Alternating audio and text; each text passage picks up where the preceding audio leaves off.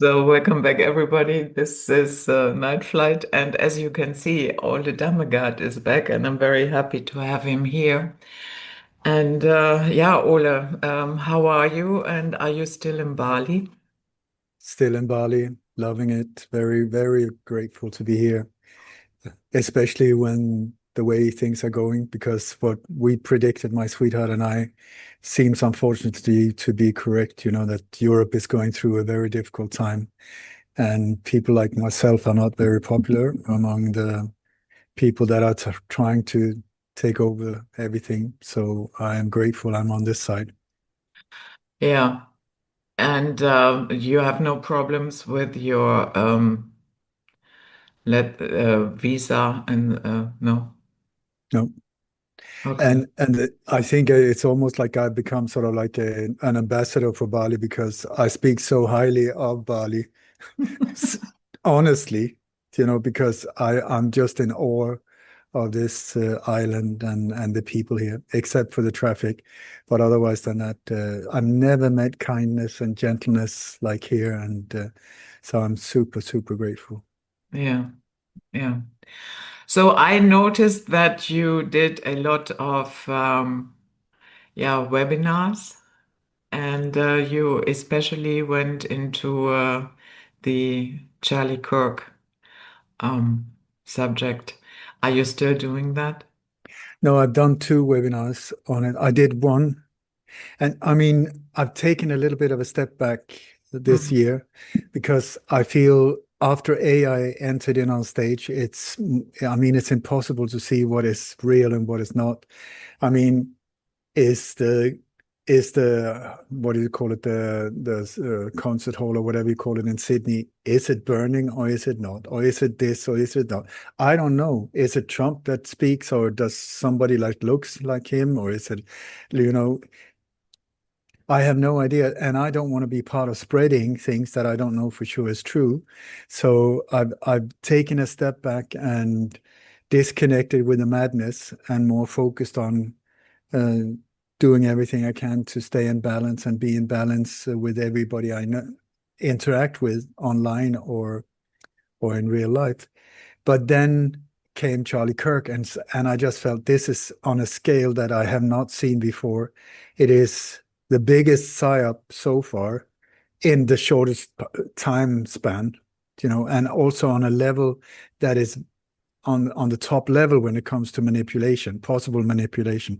So that's why I stepped in again, and I spent like almost a month nonstop looking into it. So it didn't become just one webinar, it became two, because what I want to do is show people for themselves so they can see for themselves. I'm just pointing, I'm saying, look here, look there, look here, look there, look here, so that everybody can make up their own mind. But I tell you, if you have, if you've seen these webinars and you still think that he was killed and that it was the job of an assassin or a lone pet guy, crazy guy, I tell you, think again, because there's a whole different agenda going on, and that Mm. is on the highest level. Mhm. Well, the official story as it is presented, that stinks. Um, Starting with the rifle, and then we had a screwdriver found on the roof, but then the rifle was found reassembled in a tree line, and then the No, but footage. this, sorry, this is the type of things that just shows right away bullshit, bullshit, bullshit on steroids, because Mm. they said on national TV that he could break down the gun within seconds. I Yeah. mean, I when I was a teenager, my dream was to become a gunsmith, and I was actually going to be. I was applying for an education in Austria, and so I know these old, like a Mauser rifle from 906. It's a model I'm very aware of. It will take me at least 15 minutes to take it apart. No, maybe faster, but I mean, it is not something you do like boom, boom, like that. So that on its own is just complete bullshit. And also when you look at the impact on Charlie Kirk, I mean, 3006. that is a powerful hunting rifle, and it would just like completely tear his throat out. And this whole thing that I wasn't even an exit hole, and the big, I don't know what it was that came out of his throat, very dark, completely the wrong color from being at, if it was hit him, if it hit him in the aorta, it would be, depending on what side, but it would be highly oxygenized, so it would be bright pink or bright red. This dark brown thing that came up like in big lumps right away, it's very obvious for anyone that knows anything about guns that what the hell is that? Whatever it is not true. And then the more you start looking into it, it just gets packed with Freemasonic symbolism. Packed, I mean, unbelievable. Connected also to not Israel as a country, but the whole Jewish faith, with loads of symbolism in the act itself and the location and all of it. And then on top of that, it all occurred, he was shooting from a building where the CIA have special educations and the FBI and the whole intelligence community were using that a specific building, and that is where, you know, it's like, and anything, when you start really looking into the details, which I do, you will see anything from that the crowd, where are all the photos, for one thing? There were 3,000 people there with cell phones. No, where are all the still photos? Where are all the videos? To start with, there was like a handful, and now we're up to maybe 10, 15 in total from 3,000 people on a location like that. Where were the footage before? Where was it afterwards? And you will see that the footage that we're being delivered comes from very specific people. And also the ones, the really close-up footage, nobody has claimed ownership of it. All of the things we're sitting dissecting like that, where does it come from? This is like the new Zapruder film from, you know, the most historical film ever was the JFK movie, when the Zapruder film catches the impact of the bullet. That's footage. It's worth millions, to say the least, in mainstream media because of the high news value. Here we have, like, you see this whole thing and he falls over from the front. Nobody has claimed ownership, and it's been downloaded some 8 million times. It does not, where does it come from?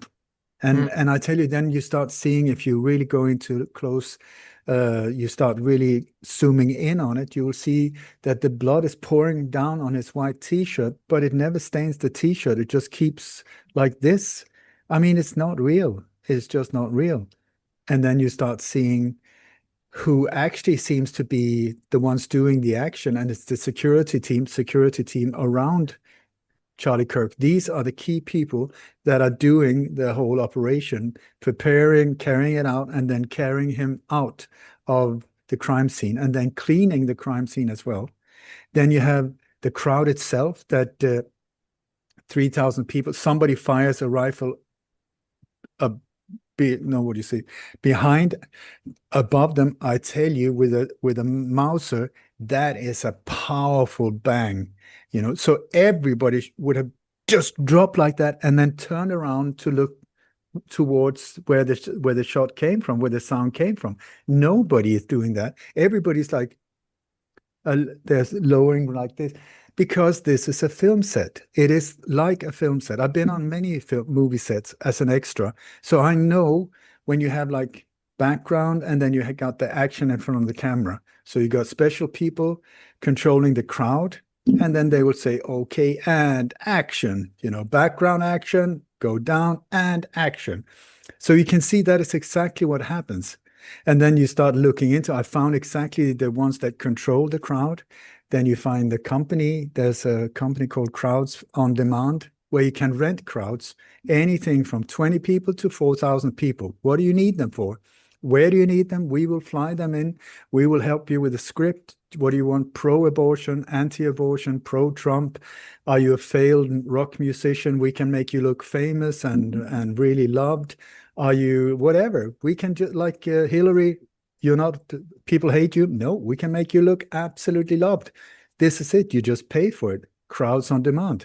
That's it. And they keep using them again and again. And that's why you do not see any footage. You do not see the normal reactions. It it's like many, many years ago. Please do like that if I keep rambling on, Judith, but I'll just go.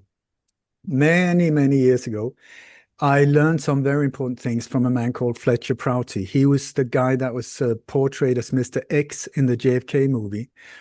He was way up in the Pentagon. He was into black ops for many years. He was really, really good at it, very high up in the CIA as well.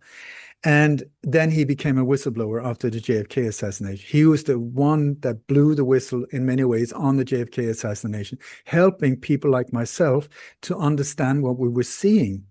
And he said, one of the things you have to look out for is what does not happen.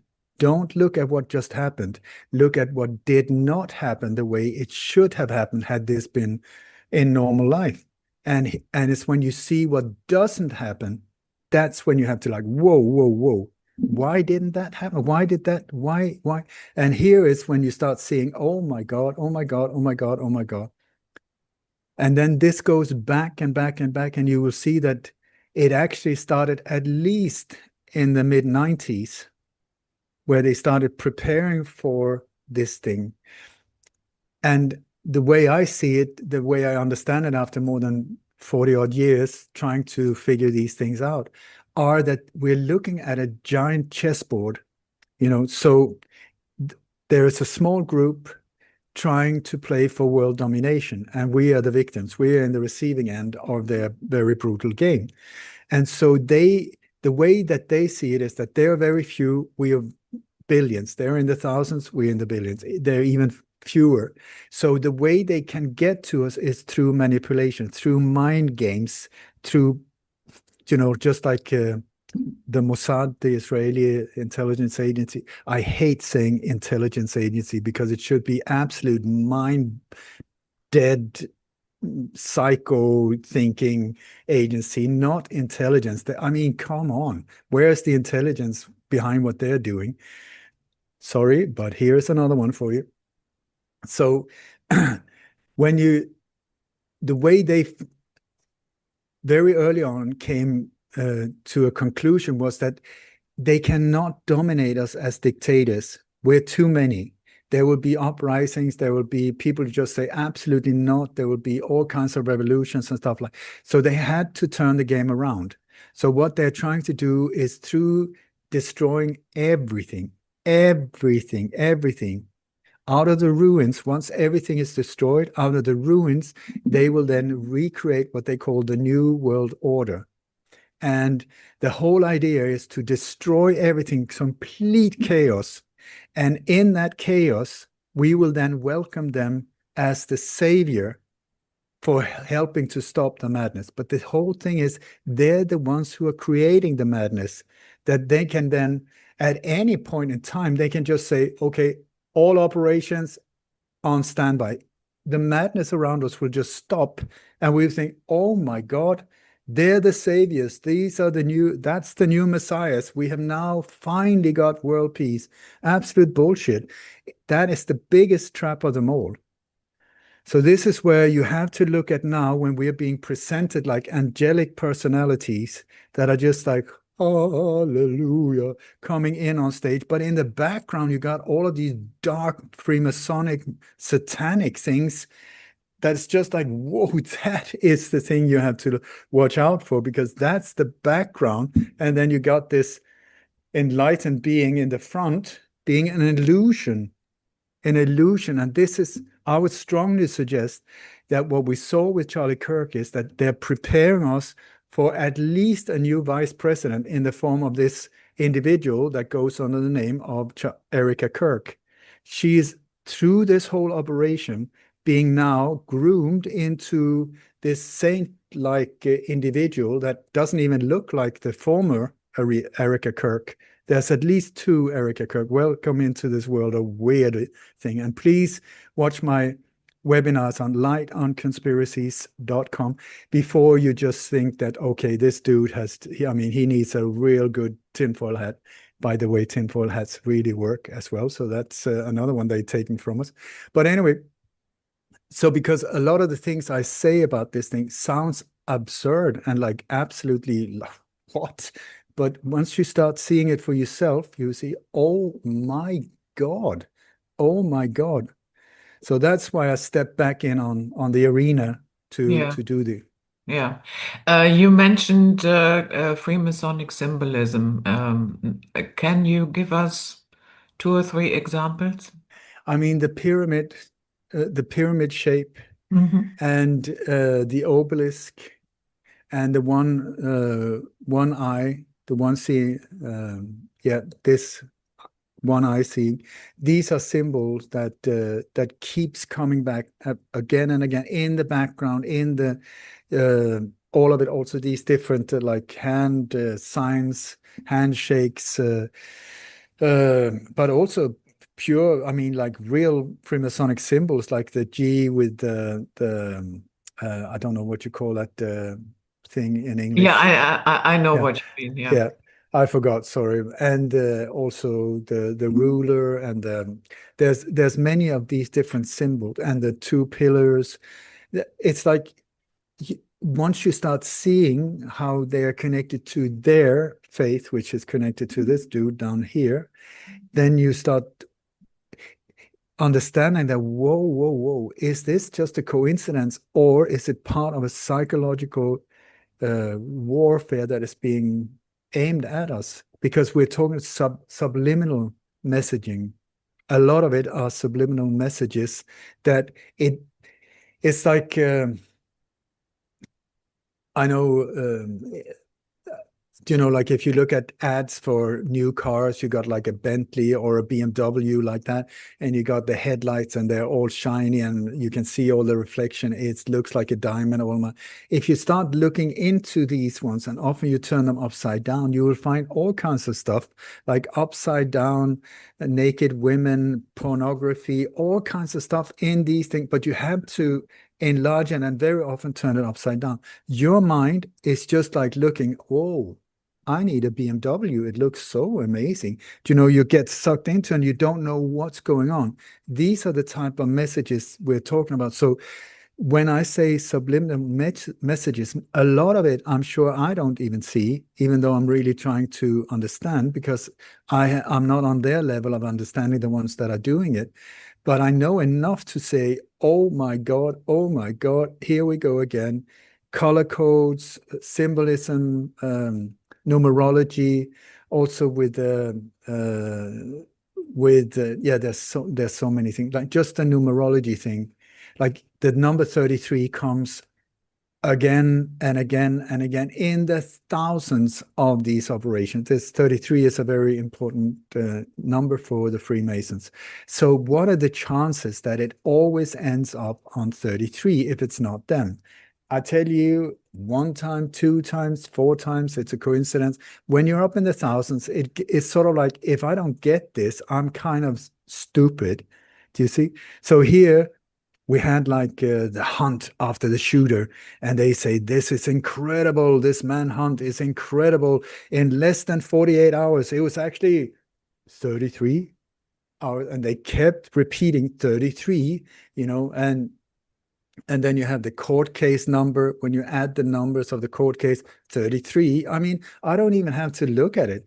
The names of them, when you go through gematria, the names of the suspect or the victims, they all the time end up in 33 when it's their operation. And the thing is, it's more or less always their operation the way I see it, because it's like, I should be, I mean, I looked into hundreds, maybe thousands, I'm not sure, but hundreds of alleged mass shootings and alleged terror attacks. I should be a world-renowned expert on ISIS. I know nothing about them. I don't know nothing about Muslim terrorists, even though I've been studying, deeply, deeply studying crimes that have been committed officially by these individuals. That's not what I find. What I find is NATO in the background, Gladio, which is the ghost army of NATO. You got the CIA and Mossad in bed with each other all the time in the background, pulling the strings. And then sometimes different intelligence agencies in different whatever country where it's carried out, they're very often involved in the whole thing. And then you got like the people in these countries that are stepping forward, that are giving the press conferences, that are saying we have to stand united in the face of terror, or the people in the government or the chief of police that says the same. All of them, when you really start looking into it, are Freemasons. What are the chances? So, yeah, what can I say? Yeah, when that came up after 33 hours, and I looked at that headline, and I thought, 33, huh? Mhm. And but okay, let's entertain the idea that he did not die. I have a slight problem with that, because it has real life impact. Yeah, meaning his family life is, or his entire life is over. It means he can no longer go out in public. He can no longer do what he liked to do, um, meaning debating other people. He might have to change his face, even, yeah, if he ever wants to step, because now everybody knows who Charlie Kirk is. And so I have a problem with understanding what is the motivation for that individual when your life is impacted in such a way that it basically comes to a screeching halt. You know what I mean? I know exactly what you mean. And it's a very good question. It's a very good observation. And of course, like holy moly, if what we are being told is true, we've been told that Charlie Kirk came like this. He met his wife, Erica Kirk. They got married, they got children, they're this beautiful couple, and he somehow goes up very fast up in public on the public scene. I mean, how many years ago did you hear about him? Not that many years ago. And suddenly he was just like there in the spotlight. And then he starts mingling with Benjamin Netanyahu. They're pals. He's like best friends with Donald Trump and these other people. Do you know, like, how did that happen? So let me just take you back a little bit. First of all, there are no public marriage certificate between Erica Kirk and Charlie Kirk. There are no birth certificates of the two of their children. None of the children's name have ever been published. There's no photos of the kids at all. Every single photo with the kids, they have the back of their head towards the camera. Fair enough if you're a public figure and you don't want that, fair enough. But otherwise than that, where are the birth certificates? Where are any kind of records around them? Then you start looking into Erica Kirk, and you start seeing that it seems like there's at least one or two before this final Kirk, this Erica Kirk that comes in after his death. They don't even look alike. Both of them are blonde. That's about it. When you start comparing images, it's like it's not the same person. Okay, so you look at Charlie Kirk. There's at least two Charlie Kirk, I would say three individuals. They do not, when you put the photos next to each other, they look similar, but not at all. One has like quite long teeth, one has very short teeth, one is a bit chubby. I mean, the weight can go up and down, but when you look, they look Charlie, yeah, for sure. Then you put them next to each other, like, what? Please look at my presentation and you can see for yourself. So anyway, in 1998, there was a movie called Snake Eyes with Nicolas Mhm. Cage. Okay, so this movie is about a politician that gets assassinated by a sniper. His name, Charles Kirkland. Okay, okay. So he gets shot right in the neck, exactly in the same location as Charlie Kirk. Charles Kirkland gets assassinated identically. On what date? On the 10th of September. Identical date. Okay. So the thing is that they're in a stadium, a boxing stadium. That boxing stadium is designed more or less identical to the memorial stadium of Charlie Kirk, where the boxing thing is in the movie. Okay. In the movie, it's sponsored by a guy that goes under the name Lowell. That character is based on Donald Trump. And the symbol for Lowell, and in the background, you can see there's a one eye, the Freemasonic one eye is sort of circling around the boxing arena where it says Lowell Pace. Okay, so that one, according to the database on movies, is based on Donald Trump. It was recorded in Donald Trump's Atlantic City, the Taj Mahal, big hotel. That's where they recorded the film. And so the boxer that is boxing when the shooting occurs, the whole idea is that the boxer falls down and pretends to have been knocked out. He fakes a knockout. And that just makes the public go, what on earth? And they sort of like go wild. When in that chaos, that's when the shot is fired. So the name of the boxer is Tyler. And his what he's called is the executioner. Okay, so Tyler is also the name of the shooter that they claim shot Charlie Kirk. There's a mathematician that have made calculations of what are the chances that all of these things would fit in. It's 3.62 trillion. 1 in 6 point, like you being hit by lightning is 1 point something million. This is trillion. Do you know how many zeros that is? Okay, so I got another one for you in that movie.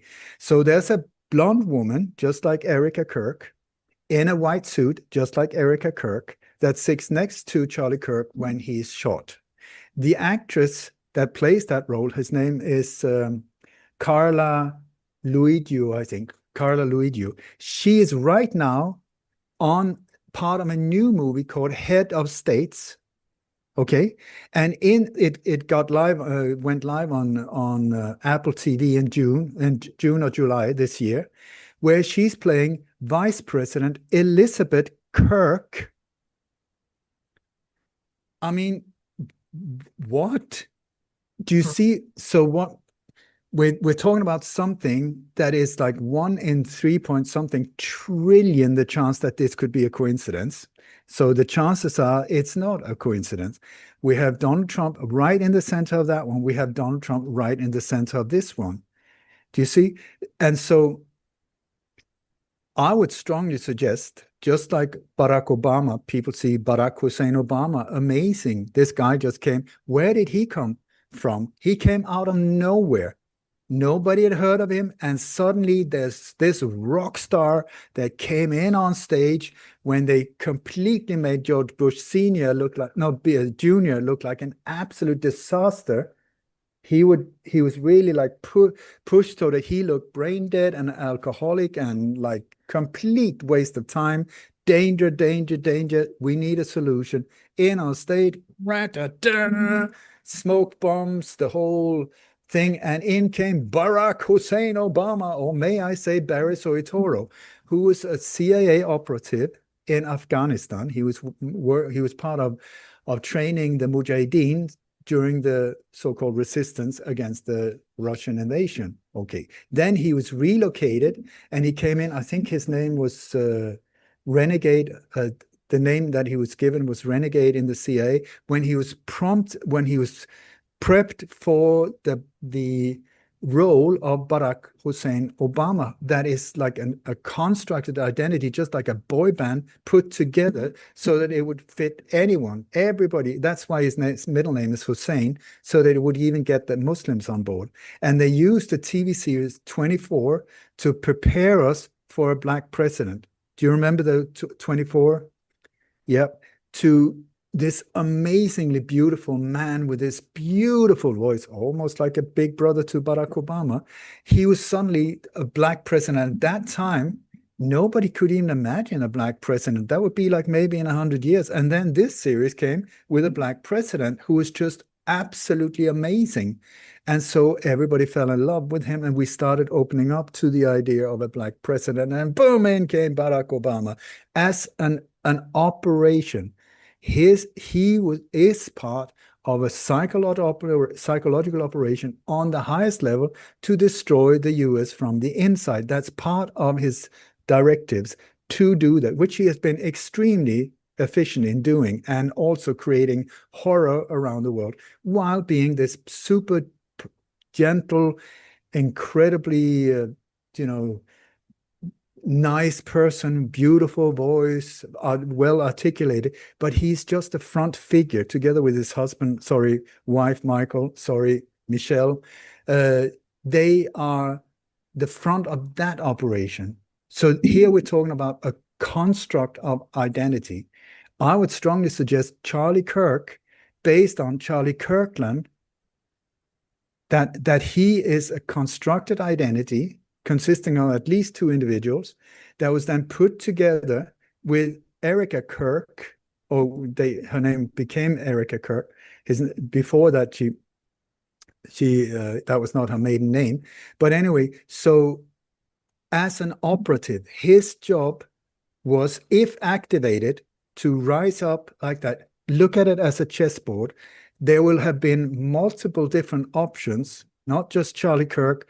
Had Donald Trump not got into, had he failed to become president, even though they arranged the whole assassination attempt, please go to another of my webinars and see that breakdown. You will see complete psychological operation again. Had that failed and Trump had not got into power, then Charlie Kirk would have been on standby. I tell you that for sure.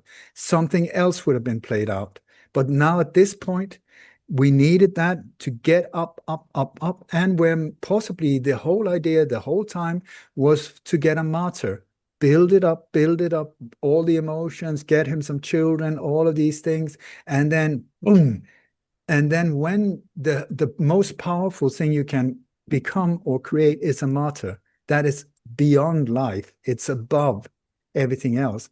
And here suddenly he stands next to Jesus on posters. He's next to Gandhi. He's next to JFK. Where did he come from? Erica Kirk was flown in on Air Force Two. They stole the body out of Utah against all rules, just like they did with the JFK body as well. There's so many where they also recycle national traumas, very, very similar things that they just repeat to get into your head. Yeah. Um, I understand the logic behind it, and that with snake eyes, I have to say that struck me as very odd as well.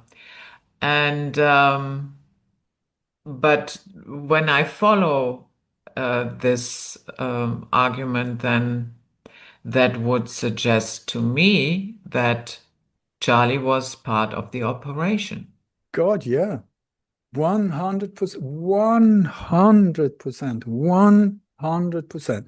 And now he's just being relocated. That's what assets do. He was an asset. He played out his role. He was very good at it. The whole debating, arguing, fantastic. Then boom, end of this chapter, he got relocated. He took his wife with him because now they're preparing for a new chapter and they needed somebody apparently better to that role. This is where this newest version of Erica Kirk comes in. So it's like, because if you see, they don't even look alike. I don't know if you've seen it, but you compare the two, it's like, hello, two different people. But because they're blonde, because we're being told, but they're also telling us, I think because of the law of karma that I was told by an insider many years ago, that they are telling us what they're doing. They're telling us so that they can avoid the bad karma, because the way they see it is, if they tell us what they're doing and we don't react, then the bad karma is on our shoulders, not there. We should have known. They told us, we should have reacted. We didn't. So we have to blame ourselves. So the very first, listen to what she says. The first time she comes to and approaches the nation, She stand there. It's very blurry, by the way, the footage. Why is it blurry? Because they do not want you to see the details. Erica Kirk's Wikipedia page got taken down right before that, and then it came back up with new photos and everything like that. You go back, use Wayback Machine, you will see it's images of the old Erica Kirk, not the new one. Anyway, so the very first thing she says, more or less, "Good evening, America. My name is Erica Kirk. Charlie Kirk is my husband. Is my husband." She does not say was, she says is. You go to charliekirk.com, which is the official website, his website. There's a message saying, "We're very sorry, he's passed, he's dead," whatever. The rest of the website is still in present. Charlie Kirk is the founder. He is this, he is this. You know, they haven't changed any. They're not interested in any of the hunting down of the who did it or anything like that. It's present. Then you have the whole memorial thing. Okay, they put together that in 11 days. 11 days. Okay, I tell you, if you go to your local authorities and you ask, "I want a permit to build a dog house," that will take more than 11 days. Here, when you look at the level of sophistication that was there, with lights, with pyrotechnics, with music, with the whole, just the security for someone like Donald Trump on that level takes normally at least up to three weeks for the Secret Service to come in, check out the areas, check all of the coordination, the design, the layouts, the coordinating with the TV channels, the camera footage, the layout companies with the lighting, security, building stages, just this whole thing, the transport to get people there. There was 80,000 people, they claim. Just the transport and the hotel things and all of that, to organize that in 11 days, I call bullshit on steroids, because this is what we've seen before. When the Parkland mass shooting, high school mass shooting happened in Florida, similar operation, very similar operation, absolute build. I've taken it down in detail, great detail, where you can just see, this is just not true. This is just not true. This is just not true. And within, was it 3 weeks? I don't even think it was that. But in a very short time, they arranged for a mass event in Washington, D.C., very central.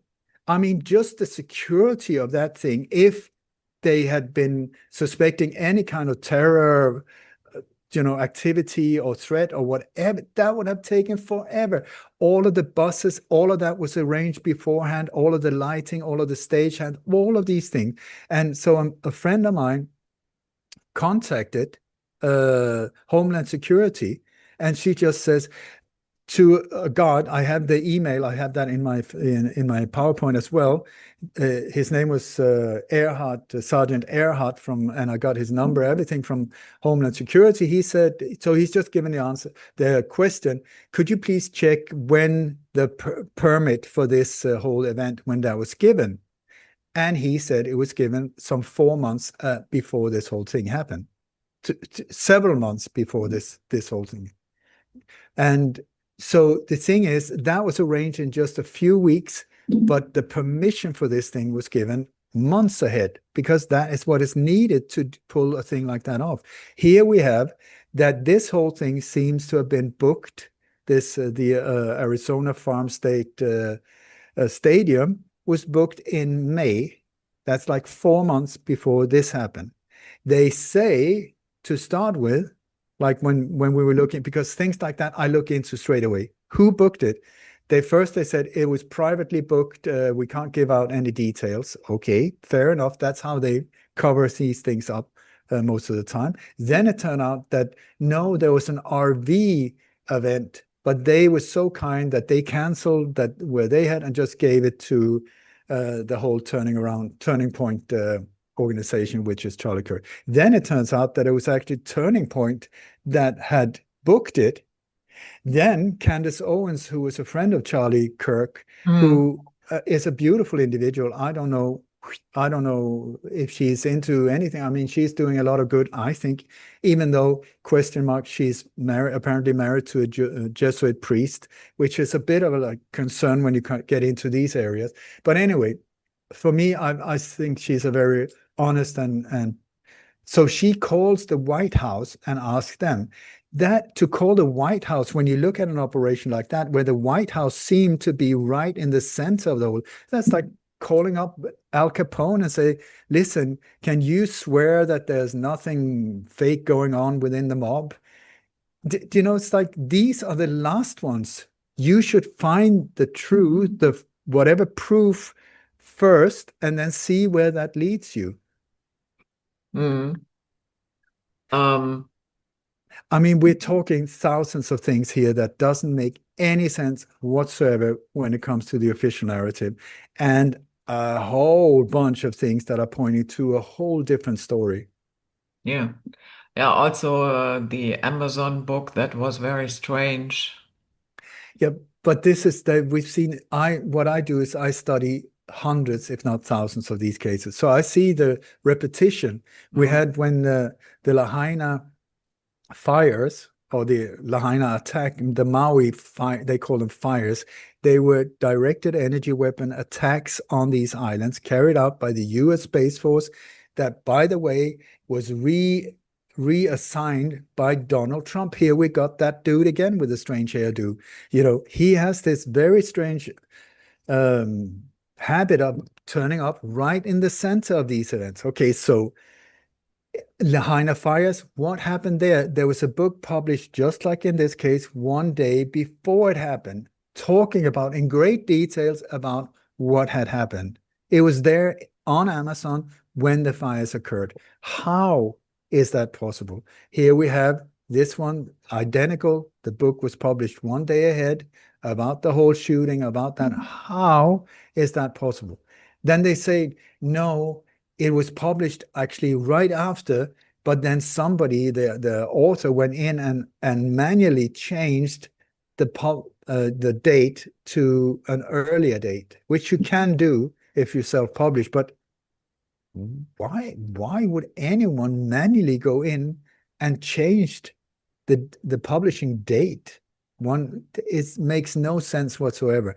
But it's this type of nonsense answers that in a normal legal court case, you would just be like, come on, you can do better than that. I mean, that is so obviously a lie.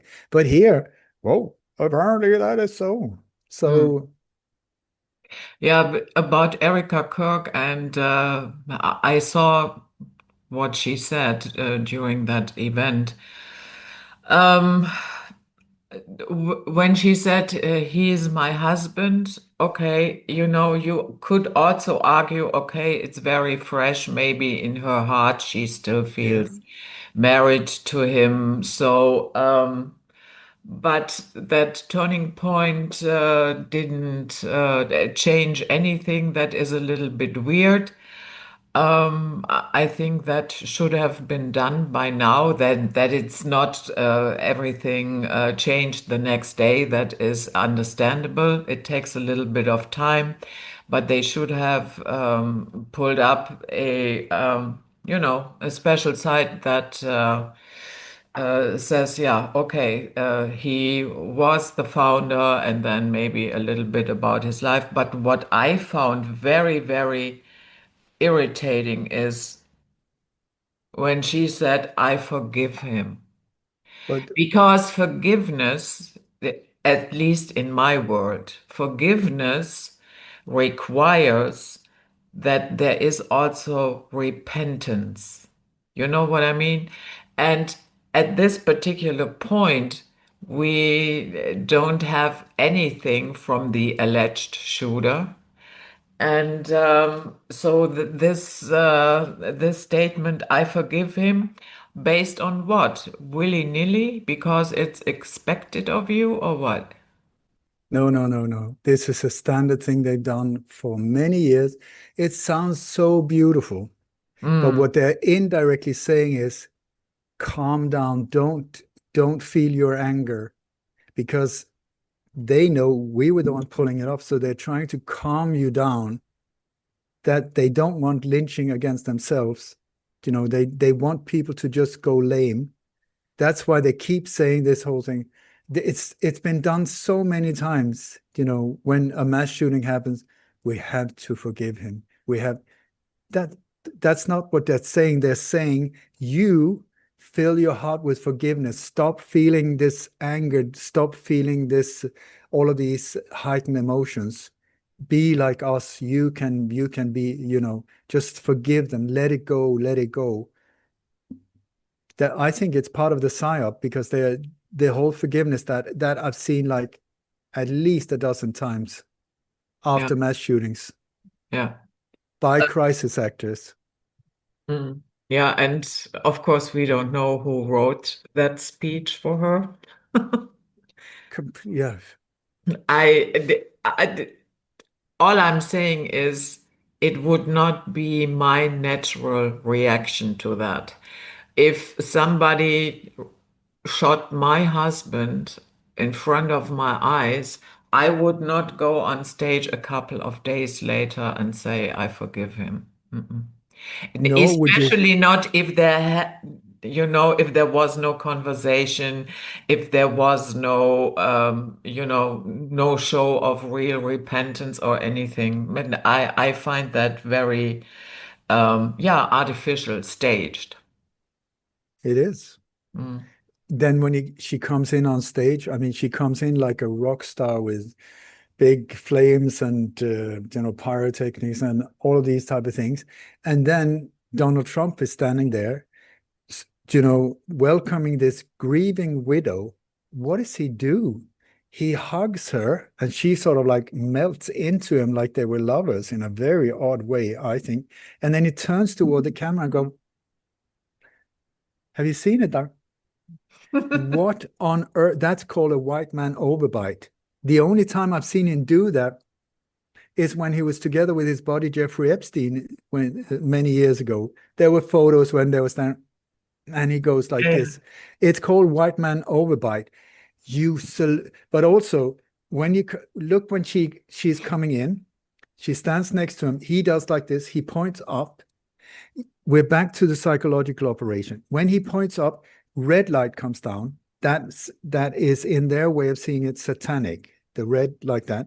So he does like that. Boom, red light, and then boom, it's transformed into like this divine golden light that surrounds both of them. But first red light, boom, then the golden light, and then he said, "Look up," like that, and she looks up all starry-eyed and like tears coming up, but with a big smile. And then she does this one or this one, which I tell you, this is the devil's horn. Yeah. She does like that because this apparently means love. But really, really, or are they just saying this but confusing us with this one? I mean, who would do a thing like that on? It's just bizarre, Mm. bizarre. And then they had geo collecting mass data of 177,000 cell phones in the area when the memorial happened. Once again, I ask you, when you look at the memorial, when you look at when the camera is fading like that, look at the background. That looks AI generated if I've ever seen anything. I tell you, I don't trust that event at all.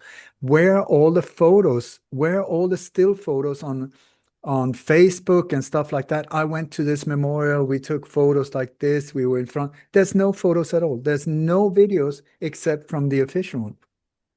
You go figure, 80,000 people with cell phones. Would they not have filmed anything? Would they not have taken any photos? I ask you, is that a natural way of things unfolding, or is it not? Mm. Yeah. I mean, people take photos of their hamburger, and here Yeah. is like a very Latte emotional, macchiato. yeah, latte macchiato, and this is like a water glass, hoo.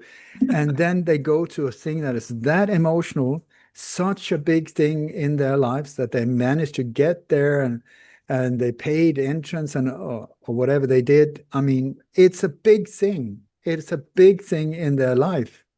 And no photos, no video recordings, nothing. It makes you wonder. Then you have these, I don't know if you've seen like Donald Trump's wife and Erica Kirk, they're singing this duet. Okay, look at the orchestra in the background because that is AI generated, I tell you for sure. Look at the people in the string section. It's like this when even when there's no strings like this. And but it's beautiful and so emotional. And Donald Trump and all of these dudes are sitting there like this, like if they'd seen the messiahs themselves. Okay, so they're on a stage all in blue and the incredible lighting and stuff, all of it looking very like pyramid shape, the whole thing. And then above on the stage, it says Vivo in mass. The whole thing over the stage is Vivo. What does Vivo mean? Vivo in Spanish or Latin means I live. It's in your face. It is in your face all the time. They're just pushing it on us because I think this whole thing with the law law of karma is that on a scale like this, they really need to push it on the same level to show it. It's so obvious, you know. So indirectly, you have to thank them because they're helping a lot of people to wake up. Yeah, they have this somewhat bizarre belief that if they are telling you, regardless how, be it through advertisement, movies, TV series, whatever, that karma does not affect them, but that's nonsense as well. I don't know. They take it very seriously, I would suggest. So maybe they know something that I don't. I mean, for me, it sounds like absolutely not true. Did I just disappear? Yes, you disappeared. Let me see if I can come back. So, so go ahead. You were lost for a bit. Do you know, like when I always look at the location when something like this happened, like when many times what I'm looking for on a location, you know, what actually happened. And sometimes it can be like the mass shooting we're being told happened here. Okay, so I go down on Google Map and I do a 360 to look for any kind of Freemasonic things in the area because very, very, very often they love to do it, I think, as a ritual, a death ritual, or whatever it is they're doing in macabre ways. So many times, you know, like the shooting happened this way, you do it like in 180, you will see there's a massive obelisk or war monument or something like that right behind, or it happens right in front of this statue of whatever. And these things, I would suggest, are sometimes maybe a coincidence, but not all the time. And very often, when you start looking into what that monument really is, it's all the time connected to death, death, death. Hmm. Okay, so here we have the location where Charlie Kirk was shot. Okay. I zoomed in from Google Earth right away to this part of the university. And right away I saw, oh my God, there's like a pyramid shape where he is like at the top of the pyramid, above the pyramid. But the whole thing is there like this. And why they do these things, you have to ask them, but they're very much into this geometry where you have these Freemasonic like pyramids and arrows and whatever it is. So very often pyramid shape. So we have that exact thing there. We have the location where Charlie Kirk was shot. That's called the Hall of Statues. It was just like a little space. So I'm like, why would they call it a hall of no, hall of flags? Sorry, hall of flags.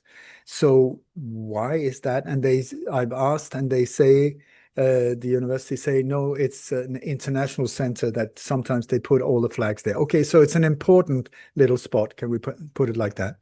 Then you look at the spot itself. You look from the where the shooter is said to have been shooting towards him. He shot his shot is said to have gone straight through the top of the pyramid, through the capstone, if you look from a geometric point of view, like straight to him where he sat there.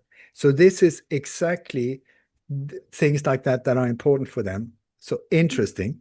Then if you turn it around a little bit and you look at it from another angle, you will see that it's got a very strange shape like this, where people are sitting like that. And when you look at it from above, it looks exactly like a Jewish menorah, this 7-arm chandelier type of thing, identical. And so when you look at, they symbolize different things. And so the seventh one, the middle one, so not the seventh, the middle one, the seventh one, the middle one, exactly where Charlie Kirk was shot, that symbolizes the death of Jeshua, the sacrifice of Jeshua and the death of Sek. So that I find interesting as well, that he was exactly in a spot like that. Then you have where the audience walked down to sit down. It's like a dit, and then there's an area exactly shaped like an arrow. You can't see it when you're down on ground. From above, you can see it. So it's like you have this where it was shot, and then an arrow. Yeah. And so that arrow, I asked GTP, we calculated the what that arrow was pointing towards, and Chat GTP, I don't know if it's correct, but said that arrow pointed straight toward Jerusalem and the Wall of Tears, the Wall of Tears. What is it called? That very famous Yeah, where wall. where they pray and Exactly. the wall of mourning or something like that. Yeah. Exactly. Okay, so that is also a very, very strong connected to the Jewish faith symbol in that whole thing. Then you have like where we're being told that Tyler, the Robinson, this guy that they claim shot him, ran over and then jumped down the roof and then he ran off. One thing you have to ask yourself, who moved the camera? This is a stationary camera for a parking lot, but when he jumps down and runs to the right, somebody is moving the camera following him and following him. Who is that? When these things happen, you have to ask yourself, who is controlling a normal CCTV camera for a dead, boring parking lot? No one. But when it does like that, hello. And also when Charlie Kirk, he's walking down the street in another neighborhood like that, and the camera follows him like that. But it's a CCTV camera. Who the hell is sitting at home just following people walking down the pavement? That has no importance because nobody knew that it was him at the time. Once Hmm. again, absolute bullshit. So anyway, so And I ask myself, what is he doing on that stupid roof in the first place? what is he doing? Well, What is he doing on that roof? Why is he even there? he shot from there. He shot? He shot. That's where he fired the shot from officially. But Yeah, that building itself is the hub of intelligence, for the CIA, the FBI, and also U.S. Veterans, military veterans are getting special educations there. And last year, they were given 2.4 million in grants for research by Israel. Do you see yeah. that there's these things? If this had been if this was Denmark and there were all of these Danes popping up everywhere in these operations, everybody would say, holy moly, we need to look at Denmark. What is going on with the Danes? But here we have a different faith. If you also listen to Voltaire, many, many, many years ago, he was very wise. He said, if you want to find out who controls you, just find out who you're not allowed to criticize. There's only one group of people in the whole world that you cannot point fingers at, even though all the evidence is pointing that direction, and it's this group. Had it been the Muslims, had it been whatever, not a problem. You can say any kind of horrendous stuff about them. Just go for it. When it comes to this group, boom, you're dead. So anyway, so he jumps down from that building. To the left of where he jumped down, there is an obelisk in the park. Not many people have looked at that one. There's an obelisk. So I zoomed in and I looked, what is an obelisk doing there? It doesn't make any sense. It's a dead, boring parking lot, and there's an obelisk sort of off center. So that one, I looked into it, and it's the whole of, no, it's the statue of, I think, reassurance. Forgive me, please look at my webinar. I have it there. But anyway, so that one is a prototype of a statue, like a twin statue to the Statue of Liberty. Okay. And that is supposed to be built in the same size as the Statue of Liberty, but on the West Coast. And so they've done everything from the Statue of Liberty and make like a copy. It's like a hand going up and holding like a thing. So that's based from a book by a Jewish author, okay, from the alleged Holocaust. Anyway, so um, the Statue of Liberty, when you look at that one, that was a gift from a French group of Freemasons given to Freemasons in the USA. It's not a woman. That when you really look at the Statue of Liberty, it's a statue of Lucifer. I kid you not. I kid you not. When you look at their paintings from the late 1500s of Lucifer, when you compare the face, when you compare the whole thing with the Statue of Liberty, that's it. It's a perfect match. If you look at the face of this woman, it's not a woman, it's a very brutal male face with a lot of Freemasonic symbolism standing outside New York saying, welcome to the satanic states of the US. I don't know what the hell is going on. And we're like there taking a snapshot and photos and like, yay, I'm here. Yeah, but what's going, it's in your face. Mm. So, Yeah, so they turned Manhattan into an Osiris temple with the three obelisks that are located. One is the Emmet obelisk that was in the vicinity where the World Trade Centers came down. Then you have one up north, and the one in the middle that is the one that Mr. Vanderbilt brought in from Egypt. And mm, because he financed this entire operation himself, he had the privilege to decide where it will go, this particular obelisk. And that is behind the, or is it Museum of Modern Art? They also have a huge display of Egyptian artifacts and so on. So he placed it there. And when you look at these three obelisks, it mirrors the Orion belt, and that is Osiris. And mm, then when you go from that Emmet obelisk further down into the harbor, then you um, meet the Statue of Liberty. And some say it is ISIS, but I get what you are saying. Yes, I find it too. When I looked at, when I was there in person many years ago, I also thought that she has some, yeah, she, but at least the statue has some very male features. yep. Yeah. Have you ever looked into in in connection to your research into Project 2025 with the No. Heritage Foundation and so forth? Mm.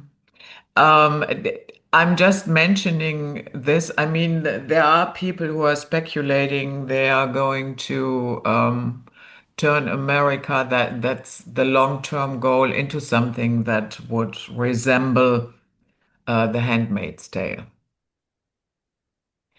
And the Heritage Foundation is also connected to Opus Dei.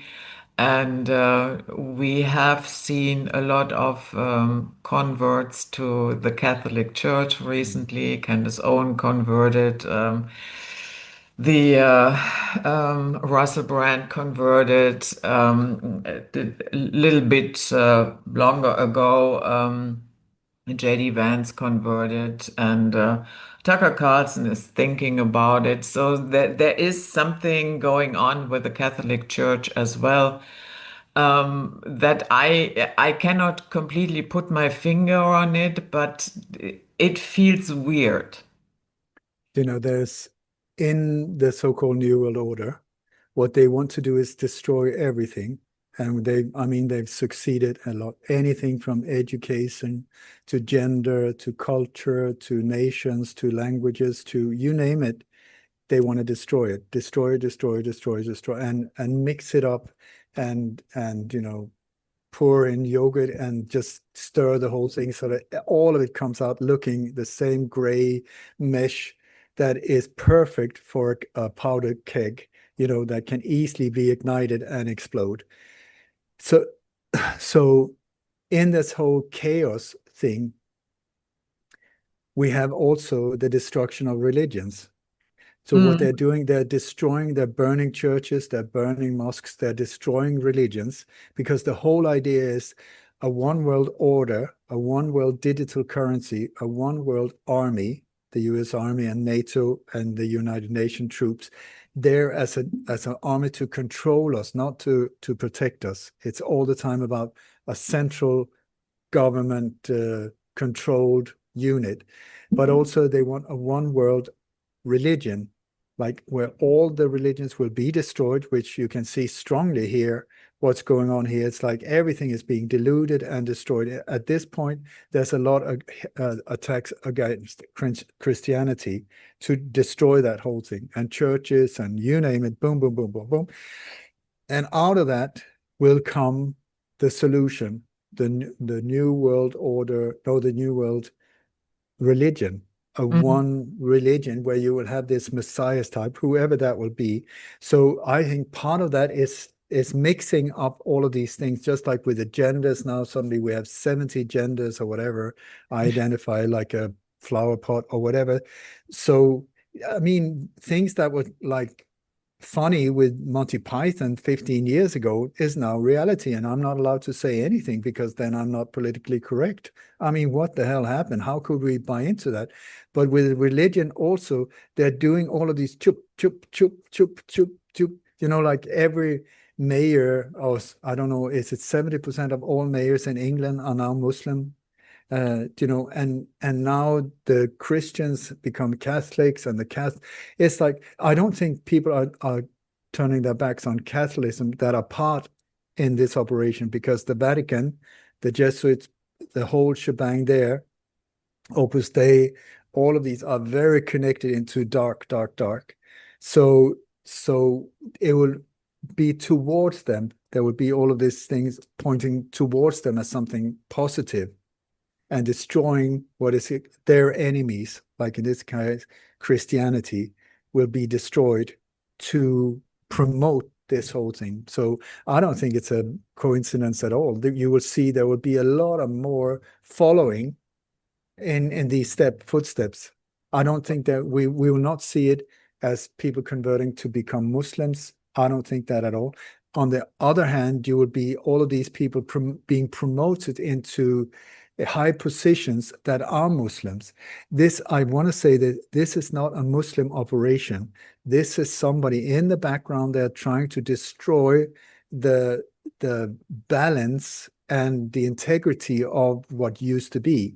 So in many countries, these people who are appointing them, who are allowing these transformations of nations by immigrations or by creating wars. Look at, I mean, if there was a problem with refugees, it's very easy. Stop bombing their countries. There will be no refugees coming from that point. But you have all of these NATO operations that are going in, bombing the living Jesus out of these different countries. So suddenly you create this endless stream of refugees trying to avoid the violence, and then you redirect them into all of these different nations, and then you Yeah, just relocate and stir it up, and it's done by design. I in mean, the, I've been aware of this since the 90s, so it's very yeah, obvious yeah, what's going on. yeah. In the initial phases, I would agree.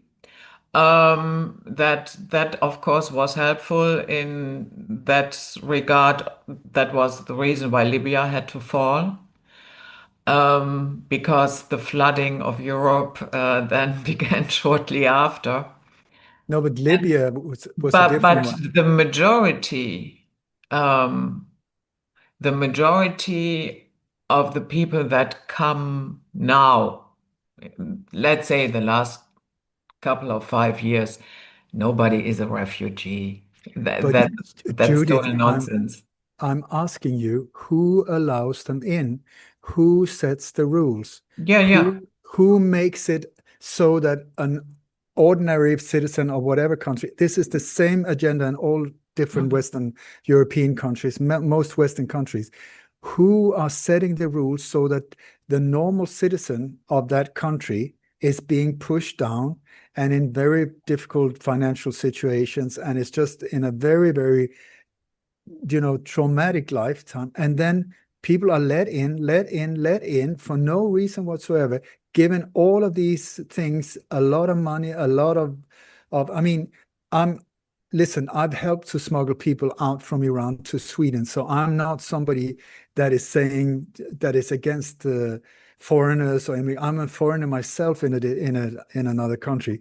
But what I'm saying is when it's done by design, so to create all of this frustration around, you see, like, I've been paying tax my whole life, and look at these ones here, they come and they get a new car and they get a new apartment, and look at me.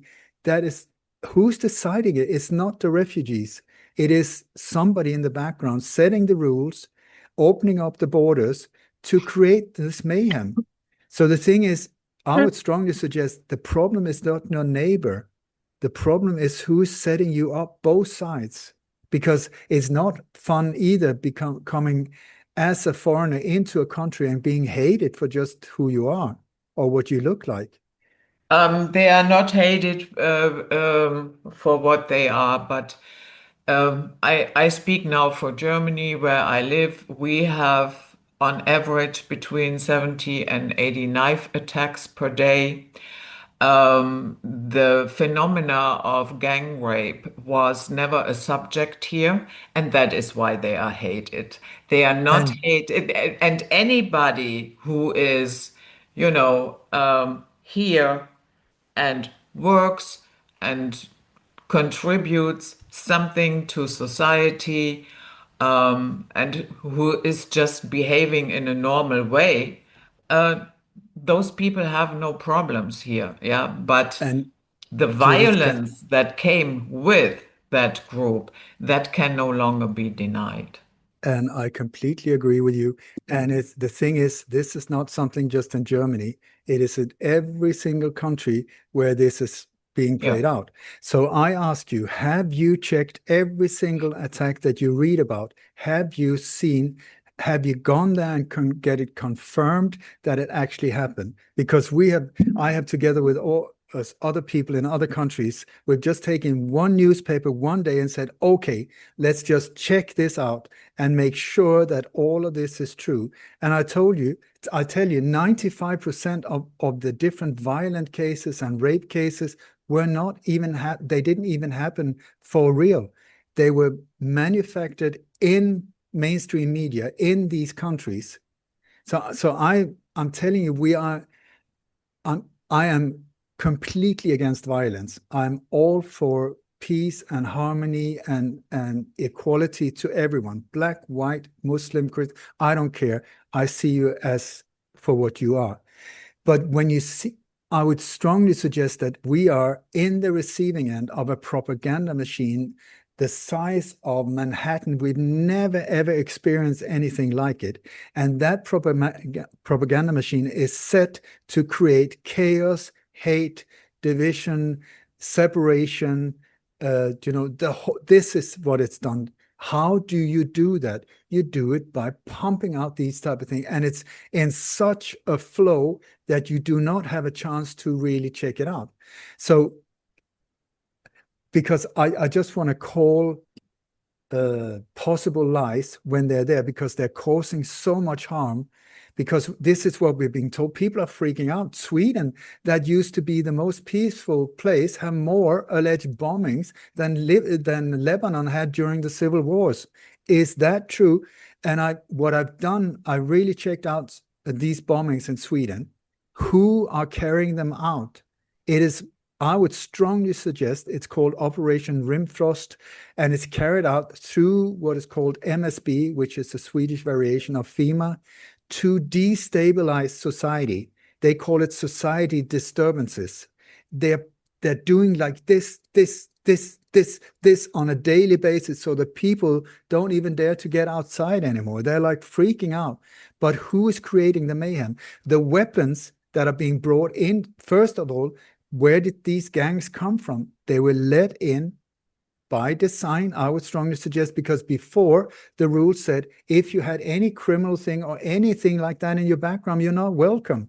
Suddenly, that just changed and opened up, and we got violent individuals coming into these countries. It's the same in every single country. So how did they get weapons? In Sweden, most of the weapons that are confiscated or used in crimes comes from the Cold War Eastern Bloc. Okay, so I was contacted some years ago by the wife of a politician up in the north of Sweden, and she said to me, "Are you aware that we had just 3 big truckloads of weapons delivered to our little town up here in the north of Sweden?" She said, where did they come from? And it turned out they were sent up from Poland up to that little town in northern Sweden. And then she said, suddenly they just disappeared. They were there to be destroyed. Why would Poland, that has like a steel industry where they could just melt the whole thing down and make something useful out of these weapons, why would they send it to Sweden? So these weapons that were up there suddenly just disappeared. She said, we don't know where they went. Okay, so these weapons are the weapons that would then, we have several sort of like really scandals coming, where it turns out that these weapons are being distributed by sources inside the police into the gangs, to create chaos. Yeah, It is it I don't doubt that that is happening, Ole. On the other hand, here is in Germany. Here is somebody. His name last name is Kürat, and he lost his daughter when she was 16. She was stabbed down in a train along with his boyfriend. I don't know, with 40 times or Oh something. God, Yeah. yeah. So, and he is somebody who went public and he talked about it, his feelings, what life feels like, and on and on.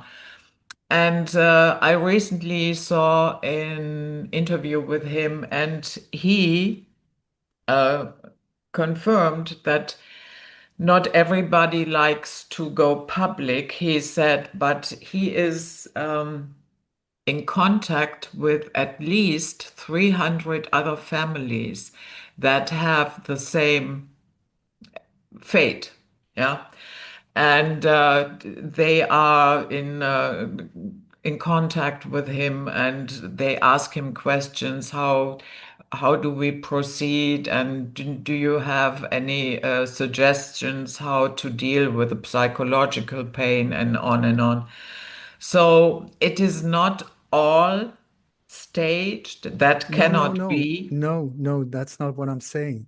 Mm, I'm saying that the stage is set to create violence. yeah, Okay, I and agree. then they set it up. I guarantee you, I've never heard about a German court case, but I can guarantee you how it's set up. That like, say that there was a gang rape, and this woman was terribly molested and all of these things, and then in the court, suddenly they were sitting laughing. The people that raped her, they were laughing and making jokes and that, and then they were let free or Yeah. something ridiculous. Yeah, okay. So I ask you, Is that how it would normally do? How come that this happens in Denmark, in Germany, in Sweden, in Holland?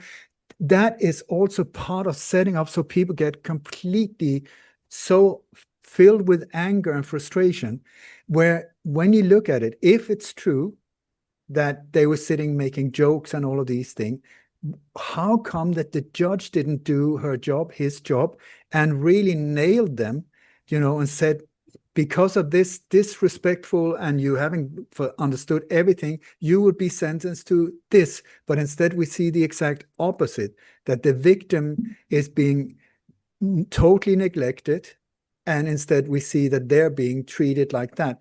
How does that make the normal citizen feel? Full of rage. To whom? Towards the one that are making the decisions, towards the ones coming in.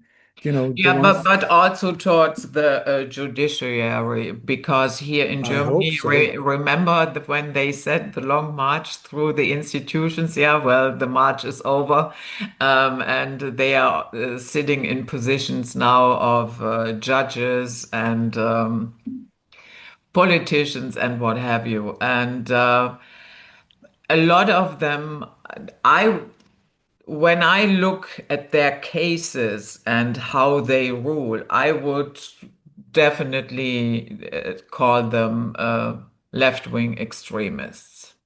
Yeah, The judges. yeah, Yeah, yeah, okay, so, but for a left-wing extremist to become a judge, that makes no sense whatsoever.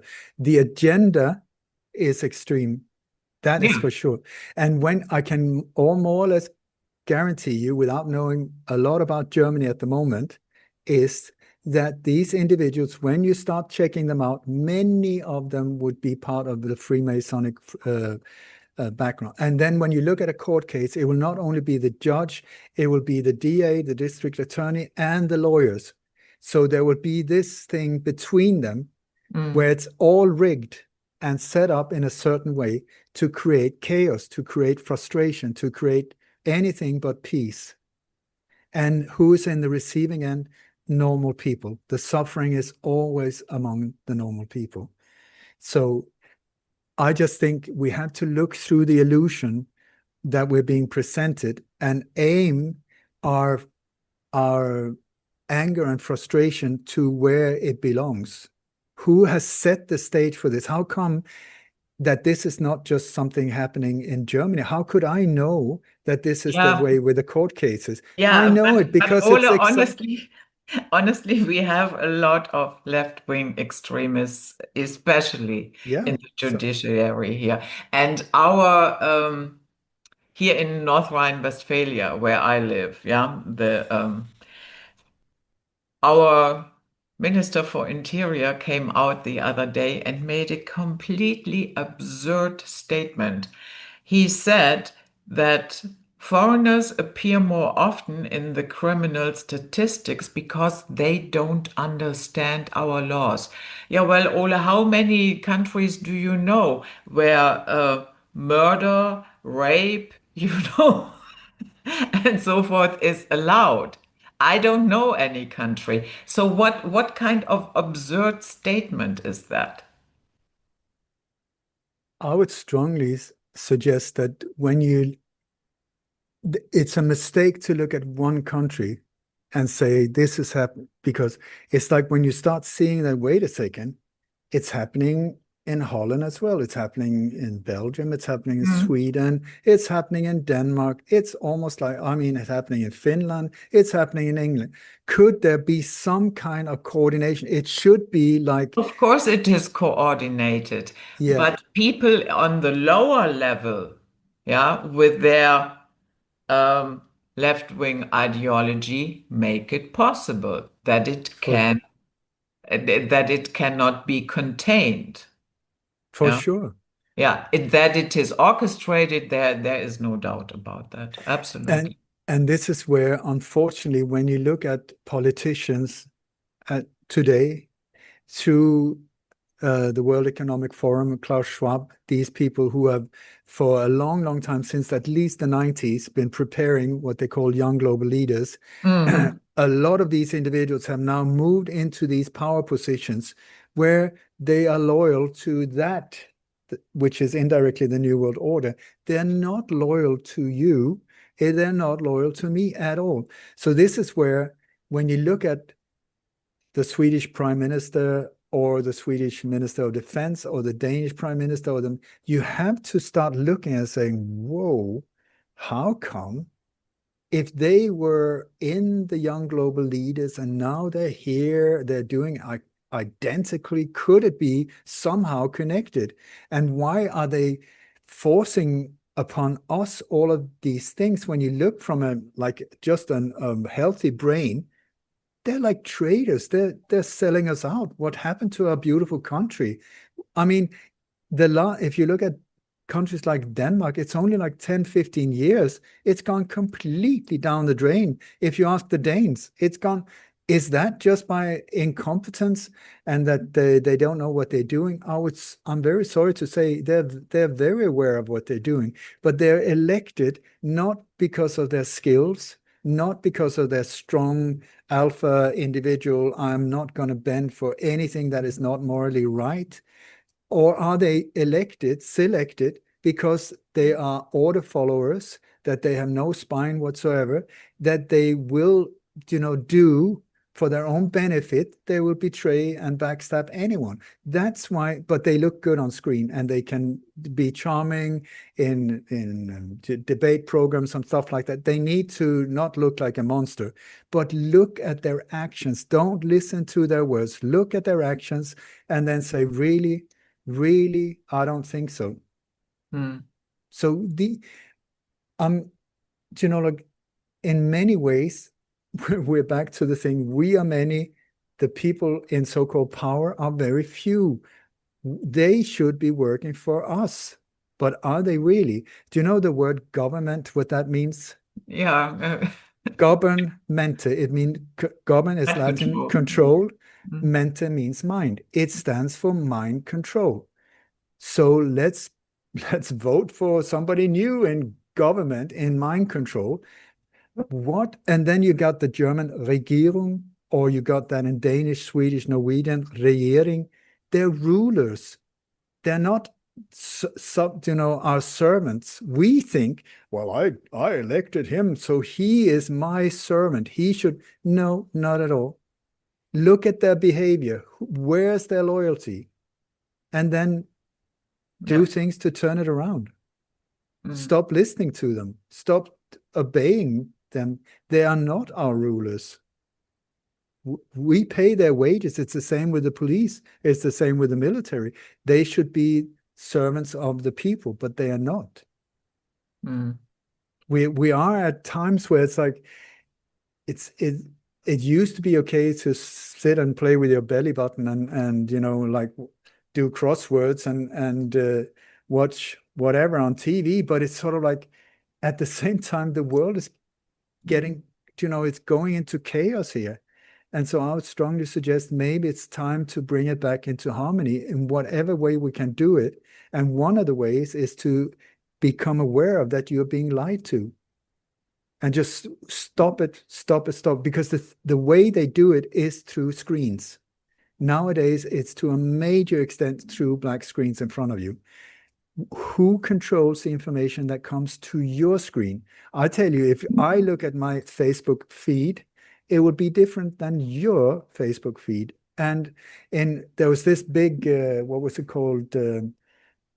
Cambridge Britannica, a massive scandal a few years ago, where before the elections in the US, they had hired this company to coordinate all the information, all the databases about populations into one big, so where they coordinated all the social platforms and whatever it was into pinpointing each and every one of the American citizens, so that they could specially direct information that would convince you, Judith, about doing in a certain way, and would maybe send a different type of information to me, so I would do the very same thing, but very, very handmade, tailor-made for me, tailor-made for you. And it was a massive big scandal. And I'll tell you, if that happened like 5, 10 years ago, imagine what's going on now. So this is why I've stopped doing a lot of interviews, because like I am like, whoa, I have no clue about what is happening. I can only see out through the window. It looks stunning. I put on the screen, life is hell. What is true? What is true? I don't know. And so people call me and say, are you okay? Are you okay? And I'm like, yeah, what? There's an earthquake. Where? Right where you are. No. Yes, I saw it on the news. Where? It's that right there. When we were in Spain, people called from Sweden. How are you? Are you okay? Yes. What's going on? There's a massive fire. Where? Right where you are. No. Do you see? It's like this. There's so much chaos coming towards us through these screens. If you look at the news, you would think life is absolute hell. The world is in flames.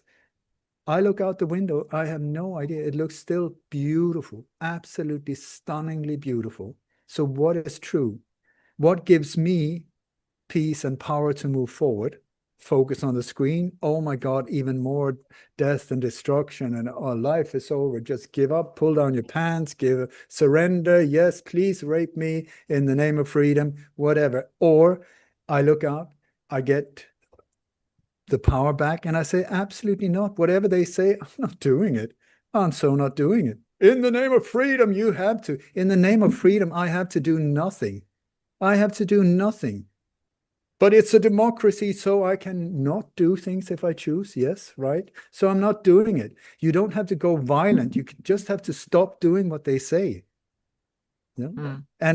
And at this point, it's so turned upside down. If you think the world is mad, not at all. It's just upside down.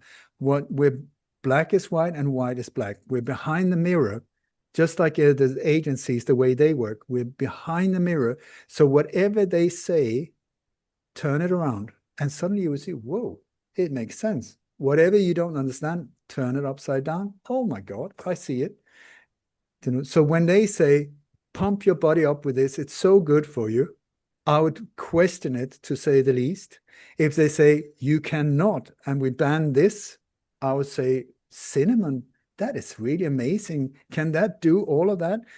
All of the things that are good for you, they're trying to ban and stop and so on. Do they do that because they're like Buddha, like so caring and loving? Or are they trying to mess you up? Because when you look at what they're trying to force on us, that is brutal, awful, connected to death over and over and over again. So I'm so not doing it. Here, there's about 10 of them. Fuck off, bless you, leave us alone. That's it. Fuck off, bless you, leave us alone. If you want to go kill someone, go kill yourself. If there's too many people in the world, please commit suicide. That's one less. You will have solved part of the problem. Mm. But it's not up to you to decide who's going to live and not live. That we leave to God, if you ask me. Yeah. And I also think that we have a lot of people running around that are essentially hosted by evil spirits. There is some type of behavior that I cannot explain any longer. I No. give you one small example. I told you I watched the what is going on in Africa and now recently in Madagascar. So we have we had these huge demonstrations, and of course, a lot of people were arrested. And then sometimes you see a lot of people in one row sitting on the sidewalk, and the police is in front of them, meaning they have collected them already, split them from the herd, and then they are waiting for the car to move them to the police station or whatever. I saw the same scenes in Kenya with live streams that Kenyans were doing themselves. And in Kenya, one of the policemen brought out the whip and started whipping the people who were sitting there. In Madagascar the other day, a policeman thought he was entitled to put the hair of a woman that was sitting there to be carried away on fire. And that type of behavior, and I could go on and on and on, but that type of behavior I can no longer explain any other way. Sorry. No, it's awful. Yeah. It's,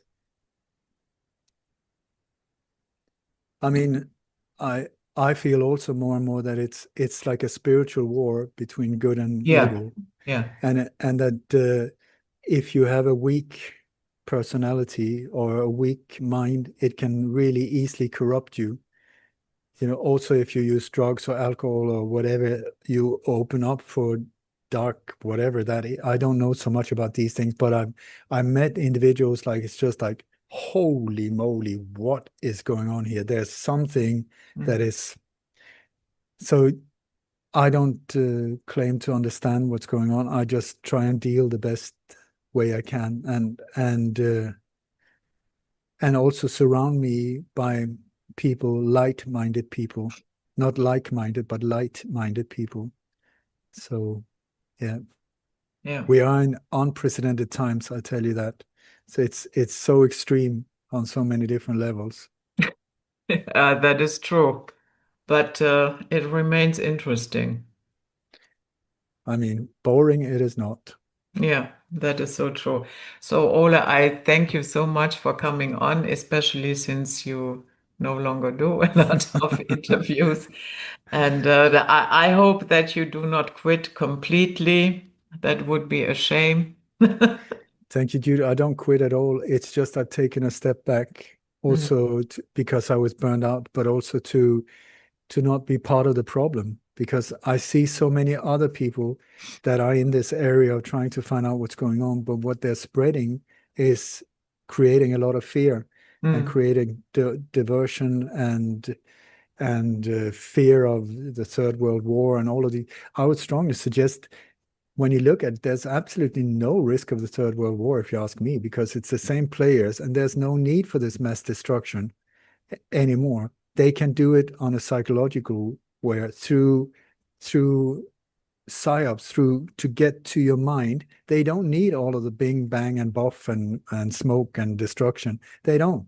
They can get to us in different ways. So it's for us to get out of the head, out of the confusion, and into the heart.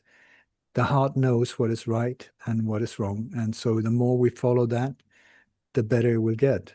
yeah. But it Uh, so don't listen to your mind too much. This is the way that it's called mind control. They can get in there and they can get you spinning.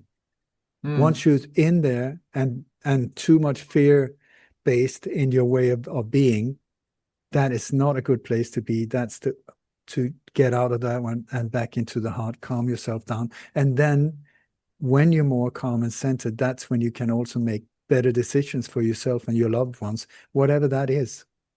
yeah. And if people are in constant fear, they are easy to manipulate. So Plus, easy. they will willingly pay more taxes to Yay! For stay your safe. protection. Yeah. It's always for your protection. They're so caring. Oh, they're so kind. So, but when these people that are suggesting all of these wonderful, whatever it is that will cost you your dear life or whatever, are they living the same way? Are they following the same rules? Are they doing the same thing? Absolutely not. So why follow someone like that who says one thing, does something else? Watch their actions, follow the ones that are walking their talk, you know. Easy, words are easy, actions are difficult, you know. So follow the true leaders, whoever they are.